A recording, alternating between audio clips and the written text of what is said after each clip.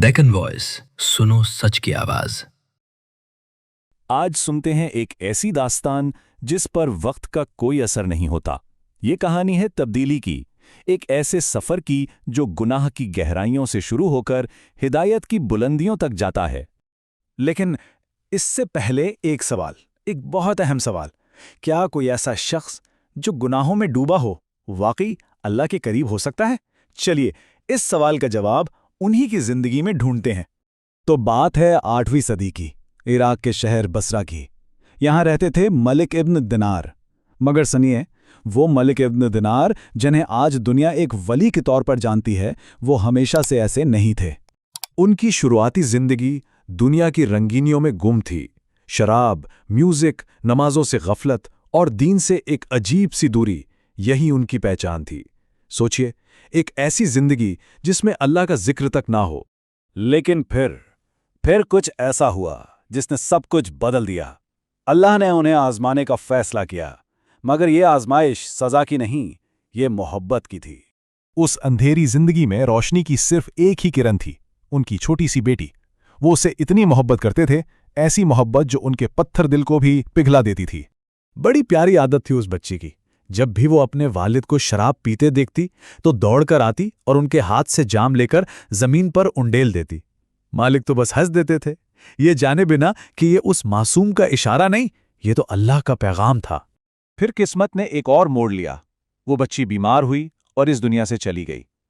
इस सदमे ने मालिक को बिल्कुल तोड़ कर रख दिया। जो एक रोशनी की किरण थी, वो भी बुझ गई। अब तो गम भुलाने का बस एक ही जरिया था, शराब, और वो उसमें पहले से भी ज्यादा डूब गए। और फिर आई वो रात। गम और नशे की कैफियत में उन्हें एक ख्वाब आया, ऐसा ख्वाब जिसने उन्हें हिला कर रख दिया।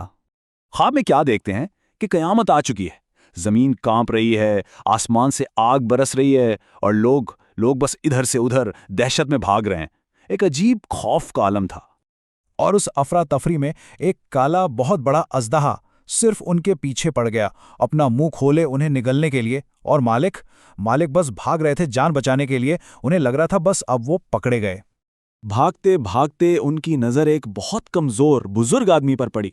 मालिक उनकी तरफ लपके चिल्लाए, बाबा मुझे इस आजाब से बचाओ।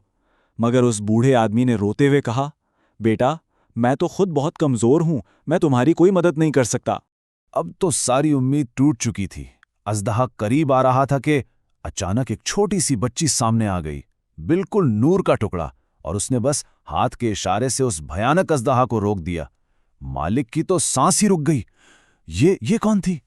उस बच्ची ने पलटकर मालिक की तरफ देखा और उसके लबों से आवाज आई, बाबा मैं आपकी बेटी हूं। जी हां, ये उनकी अपनी बेटी थी, वही बेटी जो इस दुनिया से जा चुकी थी, उन्हें बचाने आई थी।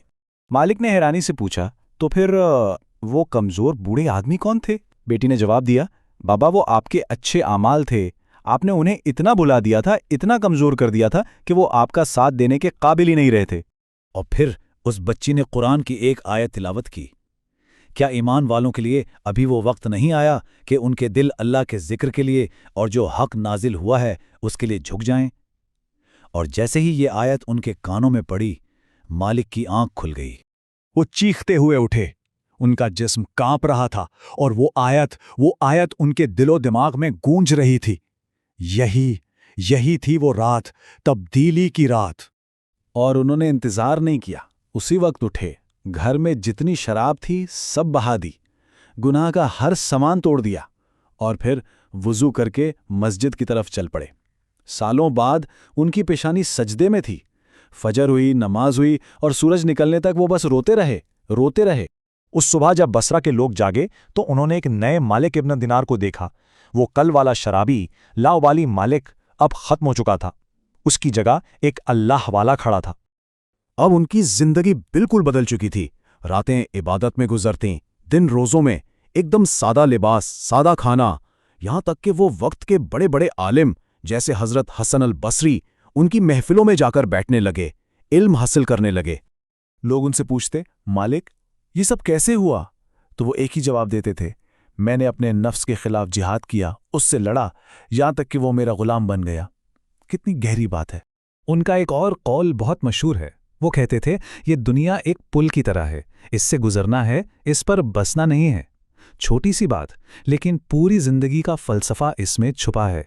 तो फिर इस पूरी कहानी का निचोड़ क्या है? हम इससे क्या सीख सकते हैं? सबसे पहली बात तो ये कि इंसान का गुनाह कितना भी बड़ा क्यों ना हो, अल्लाह की रहमत उससे हमेशा बड़ी है। दूसरी बात, तौबा का दरवाज़ा हमेशा खुला है।